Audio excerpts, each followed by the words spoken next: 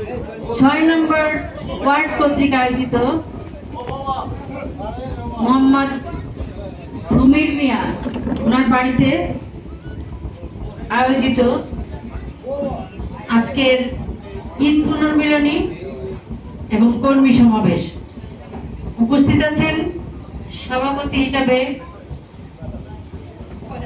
জনাব মকন মিয়া সাহেব, উপস্থিত আছেন উসমানীনগর উপজেলার প্রথম উপজেলা চেয়ারম্যান, বিএনপি জেলার সাবেক সহসভাপতি জনাব মনিরুল হক চৌধুরী, উপস্থিত আছেন বিএনপির উসমানীনগর উপজেলা শাখার সাধারণ সম্পাদক আব্দুল্লাহ মিসবাহ, সাংগঠনিক সম্পাদক রায়হান জমির সহ উপজেলা বিএনপি,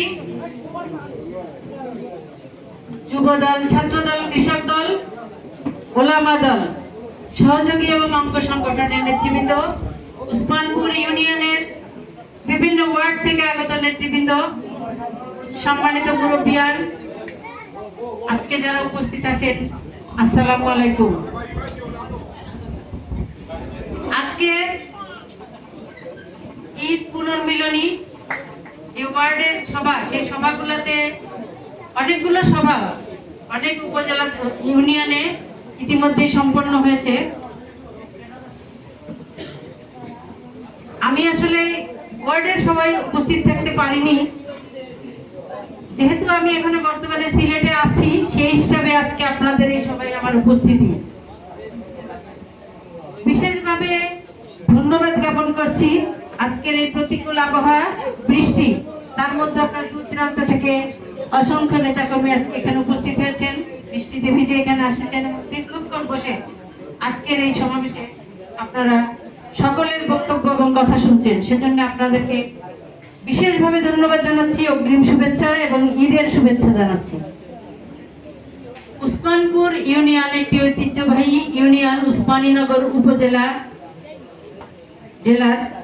এ কারণেই বলছি যে আপনারা যদি বিএনপির ইতিহাস দেখেন, আপনারা দেখবেন যে আপনাদের বিএনপির ইতিহাসে আপনাদের এই উসমানীনগরের থেকে সবসময় বিএনপির শীর্ষ পদে কিন্তু নেতৃবৃন্দ থেকেছে। সবসময় জনাব মনিরুল হক চৌধুরী বিএনপির সভাপতি ছিলেন, জনাব মুতাহির আলী বিএনপির সভাপতি ছিলেন, মিসবাহ, আব্দুল্লাহ মিসবাহ বর্তমানে সাধারণ সম্পাদক হিসাবে আছেন,